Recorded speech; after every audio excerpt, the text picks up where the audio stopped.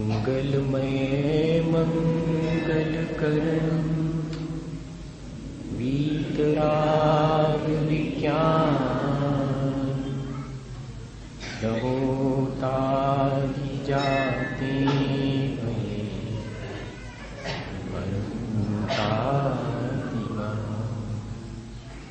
जो विद्यादि सागर सुधी जो विद्यादि सागर सुधी गुरु हैं हितैषी शुद्धात्म में निरत नित्य हितोपदेशी वे पाप ग्रीष्म ऋतु में जल हैं सयाने पूजूंगे सतत केवल ज्ञान पाने पूजूंगे सतत केवल ज्ञान पाने। बोले भगवान महावीर स्वामी की अहिंसा धर्म की आचार्य गुरु और विद्यासागर मुनि महाराज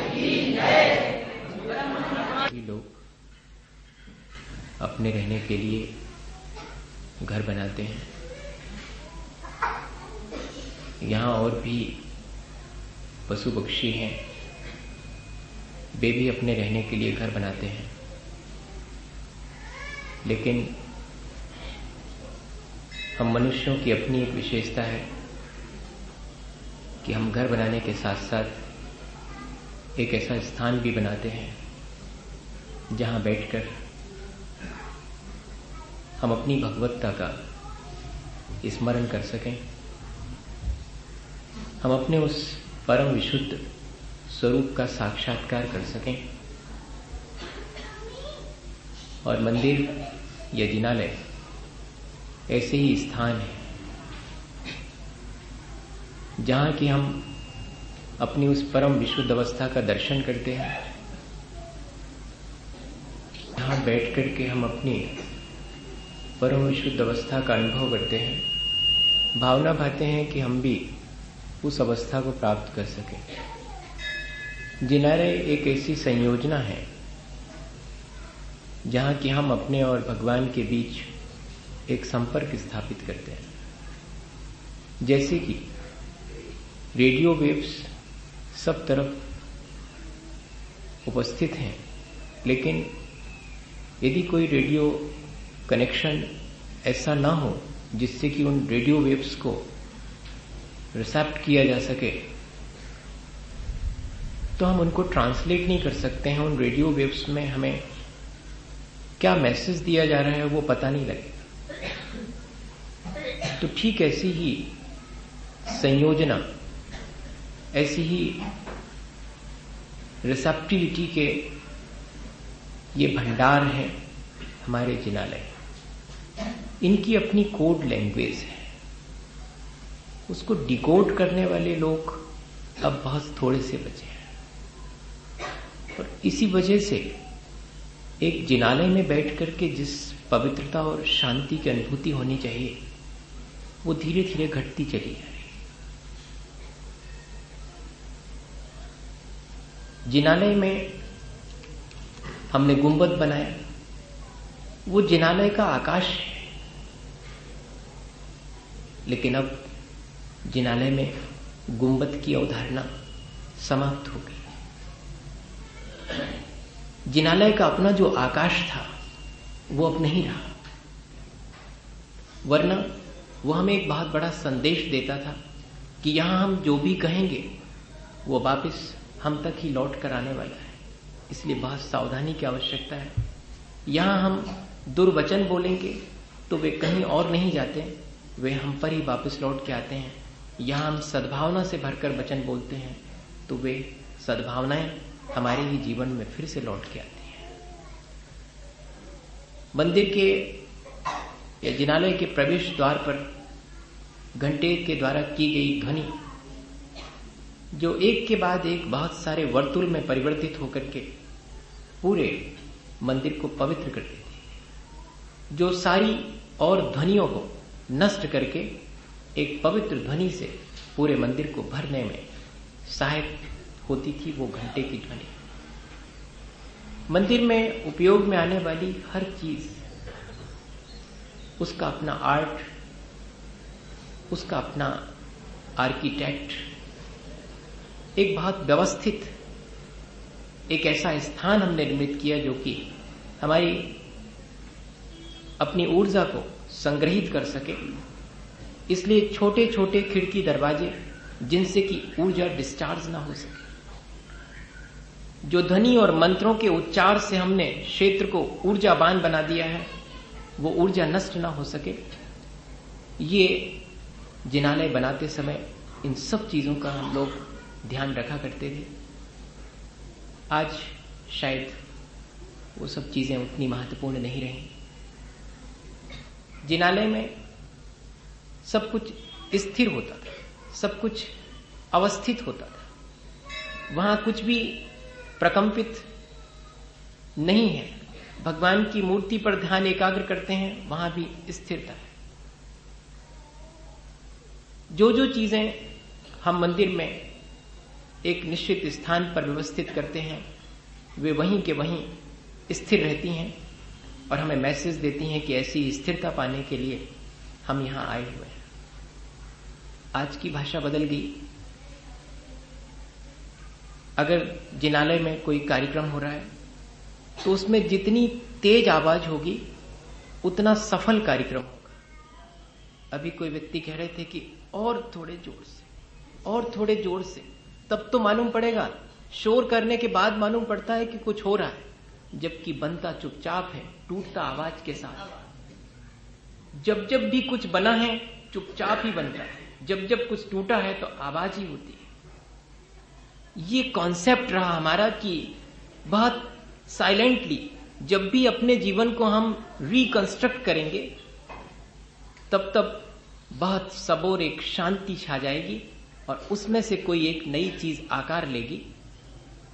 जब कोई चीज टूटती है तब वो आवाज देती है। बनते समय कभी कहीं किसी ने आवाज सुनी हो तो मुझे तो नहीं लगता। ये जिनालय हमारे जीवन को रिकंस्ट्रक्ट करने वाले, जहां ध्वनि, कौन सी ध्वनि? मंत्र की ध्वनि।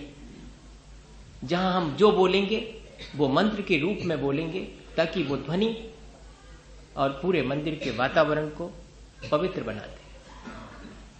इस तरह का सोच लेकर के, इस तरह का हमारे भीतर एक विचार लेकर के और हम जिनालयों को बनाते हैं और तब फिर वे बहुत महत्वपूर्ण हो जाते हैं। मुझे एक बहुत पुरानी घटना किसी ने सुनाई थी कि एक चोर अपने जीवन में एक संस्मरण लिख करके मरा। उसके जीवन में वो घटना घटित हुई। वो चोरी करने रात के अंधेरे में निकलता था 12 से 2 के बीच में, और एक खंडहर के सामने से वो हमेशा गुजरता था, चोरी करने निकलता था तब। और जब भी वो उस खंडहर के सामने से निकलता था तो उसके मन में एक क्षण को आता था कि क्या कर रहा हूं मैं, जो करने जा रहा हूं वो ठीक नहीं है। पर फिर जैसे ही वो उस खंडहर को क्रॉस करके जाता, फिर उसका मन मुक्त हो जाता, वो फिर अपने उसी अशुभ विचारों को लेकर के आगे बढ़ जाता। पर क्षण भर के लिए जब वो खंडहर को क्रॉस करता होता तब उसके मन में आता था कि मैं गलत कर रहा हूं। एक दिन उसके मन में आया कि ऐसा क्या है उस खंडहर में, मैंने तो कभी देखा ही नहीं, रात के अंधेरे में गुजरता हूं, एक आध दिन कभी दिन की रोशनी में जाके देख आऊंगा।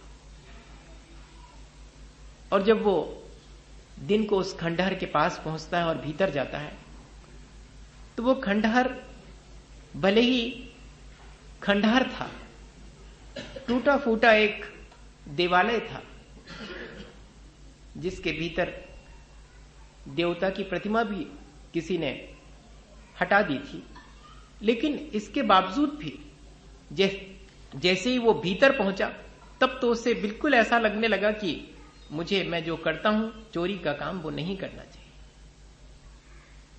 तब उसने अपने जीवन के संस्मरण में लिखा कि किन लोगों ने ये एक ऐसा स्थान निर्मित किया होगा जहां पहुंच करके हम अपने आप, जिसके सामने से गुजरते समय हमें अपने आप पवित्र होने का विचार उत्पन्न होता होगा। ये निर्मित करना आज के समय में मंदिर निर्मित करना जितना आसान हो गया है, मंदिर का निर्माण उतना ही दुर्लभ और उतना ही महत्वपूर्ण हुआ करता था। इसलिए आज जब हम कोई जिनालय निर्मित करते हैं तो एक दायित्व हमारे अंदर, हमारे भीतर एक दायित्व बोध उत्पन्न होना चाहिए कि अब जबकि मैंने एक जिनालय का निर्माण किया है, मैं यहां जब भी प्रवेश करूं तो पवित्र भावनाओं से प्रवेश करूं, और जब भी यहां बोलूं तो कोई मंत्र ही बोलूं जिसकी ध्वनि और मेरे विचारों की पवित्रता इस जिनालय को पवित्र बनाए, ऊर्जावान बनाए, ताकि कल के दिन जब मैं ही बहुत बेचैन होकर के संसार से घबरा करके कभी इस जगह पे आऊं तो ये स्थान पहले से ऊर्जावान है, चार्ज है, वो मुझे क्षण भर को तो शांति दे सके। दीन दुनिया से हार करके जब मैं यहां आऊं तब कोई मुझे ऊर्जा दे करके यहां से लौटाए कि हारो मत। ये एक ऐसा स्थान कैसे बनता होगा? ईंट चूने से नहीं बनता भैया। जब भी जिनालय बनता है वो हमारी अपनी भावनाओं की पवित्रता से बनता है। हम लोगों को इस जिनालय बनाने के लिए कितनी मेहनत करनी पड़ती है। मैं देख रहा था, मैं अपने आप ही आ गया था यहां 8:30 बजे यही देखने के लिए कि क्या होता है। मैं 9:15 पे भी आ सकता था, पर मैं ये देख रहा था कि हम लोग क्या करते हैं, हमें क्या परिवर्तन करना चाहिए या कि ऐसे ही चलते रहना जाना चाहिए। अभी तक तो ऐसे ही चलता है। कहीं कोई अगर खड़े होकर के चुपचाप बैठ करके देखे कि क्या चल रहा है, तो कहीं कोई बहुत चीज तरतीबन नहीं मालूम पड़ती, बहुत बेतरतीबन मालूम पड़ती, बहुत अव्यवस्थित सी मालूम पड़ती। मैं आपको कोई उलाहना नहीं दे रहा हूं, मैं तो सिर्फ कह रहा हूं कि जरा तटस्थ होकर के दूर बैठ करके देखें कि हम जो यहां कर रहे थे थोड़ी देर पहले, उसका कोई एक सिस्टम हो सकता है क्या? वो एक बहुत व्यवस्थित और एक बहुत कहना चाहिए सुचारू रूप से भी हो सकता है क्या? नहीं हो पाता। क्यों नहीं हो पाता? उसके पीछे कारण ये होता है कि भावनाओं से ज्यादा महत्व हमें उस समय पैसे के इकट्ठे करने का होता है और कुछ भी नहीं होता। अगर हम इस चीज को बिल्कुल ही गौण कर देवें, सिर्फ एक ही चीज कही जाए कि आज जब हम इस जिनालय की शुरुआत कर रहे हैं तो हमारी भावनाएं त्याग की होनी चाहिए, और जो इसमें हाथ लगाए वो जितना समृद्धिशाली है वो उतना अधिक अपने आप ही त्याग करे और किसी से कुछ कहे नहीं। कोई कुछ भी नहीं कहे कि मैंने इतना किया या तुमने उतना किया, ना यहां बोला जाए कि किसने कितना किया। एक ऐसी कोई प्रक्रिया हम कर सकते हैं कि अभी तो नहीं कर पा रहे, कभी कभी अगर संभव हुआ तो कभी एक आध बार करके देखें कि कैसा लगता है। कुछ हो सकता है कि इससे ज्यादा बेहतर लगे, ये भी खराब नहीं है, मैं ये नहीं कह रहा हूं। हम जो कर रहे हैं वो तो कर ही रहे हैं, लेकिन क्या हम इसमें और अधिक इसको बेहतर बना सकते हैं इस प्रक्रिया को? तो हो सकता है कि हमें और भी अधिक बैठने पर पवित्रता आए और आनंद आए कि हाँ सचमुच हमने जो यहां पर ईंट चूने से बनाया है वो सिर्फ ईंट चूने से नहीं बना, वो हमारी अपनी भावनाओं की निर्मलता से बना हुआ है। एक वृद्धा हमेशा ये बात कहा करती थी कि वो एक भगवान का मंदिर बनाएगी। सब उसकी बात सुनकर के हंसते थे। क्यों? सब जानते थे कि उस वृद्धा के पास है क्या? कुछ भी नहीं था उसके पास। लोगों से तो भोजन मांग के और भोजन करती थी वो, लेकिन हमेशा कहती थी कि मैं मंदिर बनाऊं एक भगवान का। तो एक दिन 4-5 लोगों ने उसको घेर लिया रास्ते में किनारे पर और कहा कि वृद्धा मां, तुम्हारे पास कितना इकट्ठा कर रखा है तुमने मंदिर बनाने के लिए? उसने कहा मैंने बहुत कुछ इकट्ठा कर रखा। लोगों ने सोचा कि ये हो सकता है कि अपन को नहीं मालूम हो और बहुत इकट्ठा कर लिया हो, बताओ। तो उसने फौरन अपने पॉकेट में हाथ डाला और बाहर निकाला तो 2 पैसे का सिक्का था। ये है मेरे पास। तो उन्होंने कहा कि सिर्फ 2 पैसे, इससे तुम अपना मंदिर बनाओगी? उसने कहा नहीं नहीं, ये तुम्हें 2 पैसे दिख रहे हैं, 2 पैसे और मेरा ईश्वर मेरे साथ है, इसलिए मंदिर बनेगा। मंदिर 2 पैसे नहीं से नहीं बनेगा, मंदिर मेरे साथ मेरा भगवान है इसलिए बनेगा। 2 price plus God, not only 2 price. सिर्फ ये 2 पैसे नहीं है, इसके साथ मेरा ईश्वर भी, इसके साथ मेरा भगवान भी, इसके साथ मेरी अपनी भावनाएं भी है। वो भावनाएं बनाएंगी। और सचमुच कहते हैं कि उसकी बात सुनकर के बाकी सब लोग भी एक बार सोच में पड़ गए कि अब तो मंदिर बनना ही चाहिए, क्योंकि भावना इसकी इतनी है तो हम सब की भावना भी इसके साथ में है। और कहते हैं कि मंदिर बना। कैसे बना होगा? बना तो पैसे से ही होगा, बिना पैसे के ना बना होगा, लेकिन बिना भावना के भी ना बना होगा। पैसे से तो 5 स्टार भी बन जाता है होटल, पैसे से तो और बहुत सारी चीजें बनती, लेकिन जहां भावना पवित्र है वहां फिर और कुछ ना बनेगा, वहां तो मंदिर ही बनेगा। संजोए हुए और यहां बैठे हैं तो हमारा सहयोग जो कि भावनात्मक होना चाहिए वो भी हमें जरूरी है देना। हमारे पास जो था वो हमने दिया, देते रहे हम, लेकिन साथ साथ उसके हम अपनी भावनाओं की निर्मलता भी यहां छोड़ करके जाएं और यहां से भावनाओं की निर्मलता लेकर के जाएं। दोनों चीजें।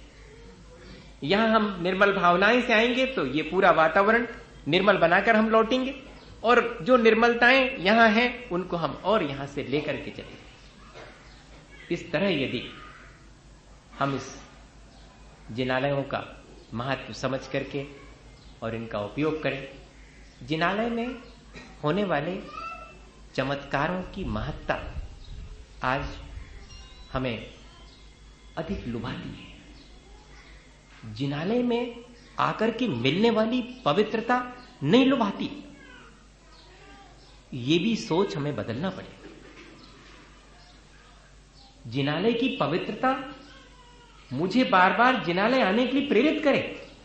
जिनालय में होने वाला कोई अतिशय मुझे बार बार आने के लिए प्रेरित करता है, वो मेरे संसार को बढ़ाने की अपेक्षा से, क्योंकि अब जब इसमें कोई अतिशय में मुझे दिखाई पड़ गया है, मेरे सुनने में आ गया है, इसका मतलब है कि मैं यहां जाऊंगा तो मेरे मन की सब चीजें पूरी हो जाएंगी। बड़ा अतिशयकारी है, सुनते हैं। और यदि ऐसी चीज के साथ साथ ये भी आ जाए कि मुझे वो वीतरागता मेरे जीवन को बहुत पवित्रता देगी, मैं चलूं जल्दी से, सुबह से शाम तक मैं कोई ऐसा समय जरूर निकालूंगा जब भी मुझे लगेगा कि मेरे पास अब समय है, मैं जाकर के खड़े तो हो जाऊं उस जिनालय के दरवाजे पर, हो सके तो भीतर प्रवेश करके जिनेंद्र भगवान की उस बिंब के सामने खड़े हो जाऊं, क्षण भर को खड़े भर हो जाऊं और देखूं कि क्या बरस रहा है मेरे ऊपर, कोई पवित्रता मेरे ऊपर निरंतर बरसती है या नहीं बरसती। आप अनुभव करेंगे कुछ भी कहे बिना, और जैसे ही हम इस जिनालय में प्रवेश करते हैं हमारा मन बदलने लगता है, हमारा जीवन पवित्र होने लगता है। ये इसकी उपलब्धि है। हमें ये उपलब्धि रोज लेनी चाहिए। इस जिनालय का यही उपयोग हमें करना चाहिए। आचार्य महाराज के जीवन की वो घटना मुझे ऐसे अवसर पर याद आती है। बस इतनी ही बात कहूंगा, टाइम अपन का पूरा हो गया, 10 बज गए। इतना पर्याप्त भी है मेरे ख्याल से। जिनालय को लेकर के बहुत सारी बातें हैं, पर मुख्यतः उन सब में भावना की है। जो भी हमारे जीवन में भावनाओं की निर्मलता का चमत्कार होता है वो महत्वपूर्ण है, और बाहरी चीजें होना महत्वपूर्ण नहीं है। कल जब ध्वजारोहण कर रहे थे तब जैसे ही ध्वजा नीचे गिराई गई, उसमें से फूल नीचे गिरे और ध्वजा स्थिर ही थी। 10 सेकंड को ध्वजा स्थिर रही और उसके बाद तो बहुत तेजी के साथ फहराना शुरू हो गई। लोगों ने कहा चमत्कार, ये क्या हुआ? ऐसा लगा, मुझे भी एक क्षण को लगा कि अरे वाह, ये बिल्कुल स्थिर ध्वजा, और अगले क्षण जो है 10 सेकंड नहीं हुए और फिर वो भी किसी गलत दिशा में फहरा जाए तो भी मुश्किल, वो भी उत्तर दिशा की समस्त विघ्नों का नष्ट करने वाली दिशा और जीवन देने वाली दिशा फिर पूर्व की दिशा में उड़ गई। पहले उत्तर से जाकर के फिर पूर्व में। तो इसको क्या कहेंगे? इसको चमत्कार कहेंगे क्या? नहीं, वो जो उतने लोग, उन सब की भावना की पवित्रता, कि मैं यहां जिस चीज की शुरुआत कर रहा हूं, जिसका हमने सपना देखा था, जिसकी हमने कल्पना करी थी कि जहां बैठ करके और मैं अपने जीवन के उत्थान के लिए कोई शुरुआत करूंगा, आज उसकी शुरुआत हो रही। तो उस गदगद मन से हमने वो शुरुआत की है, उसका परिणाम है। क्या ऐसा ही हृदय गदगद हो जाए जब हम जिनालय के भीतर आए कि सौभाग्य मेरा कि आज आंख खुल पाई मेरी, और आंख खुली और मेरा मन बना कि मैं जिनालय चलूं। नहीं तो हो सकता है कि मेरा मन ही नहीं बनता, हो सकता है मेरी आज आंख ना खुलती, दर्शन ही नहीं हो पाते। ऐसे सौभाग्य की कल्पना करके और मन गदगद हो जाए, और फिर हम भगवान के जिनेंद्र के दर्शन करके लौटे पवित्र होकर के भरे भरे मन से, तो यही तो अतिशय है, यही तो चमत्कार है। इसके अतिरिक्त और है क्या? आचार्य महाराज नैनागिर में लगातार दूसरा चतुर्मास करने की तैयारी में थे। 1981 के चतुर्मास के बाद दूसरा चतुर्मास फिर तुरंत 82 में ही नैनागिर में हुआ, और शुद्ध पंचमी के बाद ही आचार्य श्री वहां पहुंच गए। भीषण गर्मी थी, तालाब जो नैनागिर का है वो सूख गया था, आसपास पानी नहीं बरसने से त्राही त्राही थी। चतुर्मास के 10 दिन बाकी थे। हम सब संघ के 11 साधुओं ने आपस में विचार करके आचार्य महाराज से जाके निवेदन भी किया कि क्या यही चतुर्मास करेंगे? यहां तो पानी है ही नहीं, लोगों को बहुत असुविधा है। उन्होंने कहा जाओ अपना धर्म ध्यान करो, इतने ही बोलते हैं आचार्य, जाओ अपना धर्म ध्यान करो, इसकी चिंता। मतलब इनडायरेक्ट तो उन्होंने कहा कि अगर इतनी चिंता थी तो घर काहे को छोड़ा, वो क्या बुरा था, सब पूरा हो जाता वहां पर। सीधा सीधा यही चिंता करने यहां आए थे कि कल के दिन क्या होगा, कोई आहार दे पाएगा कि नहीं, कोई चौका लगाएगा कि नहीं, यही चिंता करनी थी। इनडायरेक्ट कहा, कुछ नहीं कहा, तो इतने ही जाओ अपना धर्म ध्यान करो, विकल्प नहीं करना चाहिए। ठीक है। और फिर देखते हैं हम कि चतुर्मास स्थापना हो चुकी है, और उसके दूसरे ही दिन और वहां के जो सरपंच हैं वो आकर के खड़े हो गए। आचार्य महाराज ऊपर जिनालय से जंगल शौच से निवृत्त होने के लिए जा रहे हैं, हम लोग भी उनके साथ में हैं, और सरपंच ने जैसे ही बाहर निकले हैं आचार्य जी और अपना माथा उनके चरणों में रख दिया। महाराज अब आपका चतुर्मास यहीं होना है, और पानी तो बिल्कुल भी नहीं है, पानी चाहिए महाराज, चाहिए ही है। अब बस आचार्य जी क्या कहें, वो तो हमेशा की तरह उनकी जो मुस्कान होती है वो उनके चेहरे पर खिल गई, हाथ से अभय की मुद्रा कि निश्चिंत रहो। हाँ, ये अभय की मुद्रा निश्चिंत रहो के लिए है कि निश्चिंत रहो। और बस आचार्य श्री ने आकाश की तरफ ऊपर देखा, मुस्कुराए, आशीर्वाद दिया, आगे चले गए। बात आई गई हो गई। लेकिन शाम होते होते मैंने खुद देखा कि आकाश में बादल छाना शुरू हो गए, और दूसरे दिन तो और तेज बारिश होना शुरू हो गई, और फिर वो होती ही चली गई। तालाब आधे से ज्यादा भर गया, बारिश नहीं रुक रही है। तीसरा दिन है, और तीसरे दिन उसी बारिश में जंगल जाने के लिए फिर आचार्य जी निकल रहे हैं, तो सरपंच फिर आकर के चरणों में, इतना नहीं चाहने तो बहुत होगा हो आप। इसका मतलब ये कैसे हो गया? आचार्य जी ने बरसा दिया क्या 3 दिन तक? फिर बाद में टोंटी थी क्या, बंद कर दी क्या, अब मत बरसो? नहीं, क्या हुआ? हुआ क्या? नहीं भाई, सिर्फ महत्वपूर्ण वहां पर क्या है, पानी अपने आप बरसा होगा, एक कोइंसिडेंस हुआ होगा, जो कहना चाहो वो कहो।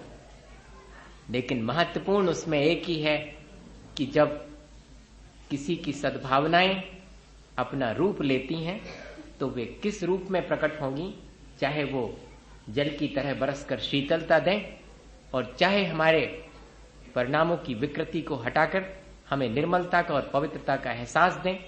सद्भावनाएं यही करती हैं। और आचार्य महाराज की पवित्र भावना और उन सब लोगों की उनके प्रति श्रद्धा भावना कि अब महाराज ही हैं, ये श्रद्धा। और जब अन्यथा शरणम नास्ति त्वमेव शरणम मम तस्मात् कारुण्य भावेन रक्ष रक्ष जिनेश्वरा, इतना समर्पण हो कि आपके अलावा कोई नहीं है मेरा, इसलिए अब आपके यहां सुनवाई नहीं होगी तो कहां होगी, इसलिए रक्षा आपको करनी है, आप दया करें। ये जो भावना है वो फलीभूत होती है। भाई अपन सब यहां बैठे हैं इसी भावना से बैठे कि हम यहां हमेशा आएंगे, और इसलिए आएंगे कि यहां से हम पवित्रता लेकर के लौटेंगे। ये जो स्थान हम बना रहे हैं वो अपनी पवित्रता को प्राप्त करने के लिए बना रहे हैं, अपनी उस परम विशुद्ध अवस्था की अनुभूति करने के लिए बना रहे हैं। इसलिए बहुत जरूरी है कि यहां से हम छोटे छोटे से संकल्प लेकर के लौटें अपने आप ही मन में। सबसे बड़ा संकल्प है, जिनालय बना देना आसान है, लेकिन जिनालय में आते रहना आसान नहीं है, बहुत पुण्य चाहिए तब मन बनता है आने का। तो यही भावना भाएं कि कभी मेरे ऐसे पाप का उदय ना आ जावे कि मैं जिनालय ही नहीं आ पाऊं। क्या लोग ये कहते पाए जाते हैं कि जिनने पाप किए हों वो धोने जाएं जिनालय, हमने किए ही नहीं। जिसने पुण्य किए होंगे वो ही आ सकेगा, पाप का उदय होगा तो जिनालय तक आने का मन ही नहीं है। इसलिए सावधानी रखें इस बात की कि मेरे कभी ऐसा कोई पाप कर्म उदय में ना आ जाए कि मुझे जिनालय आने का मन ही ना हो।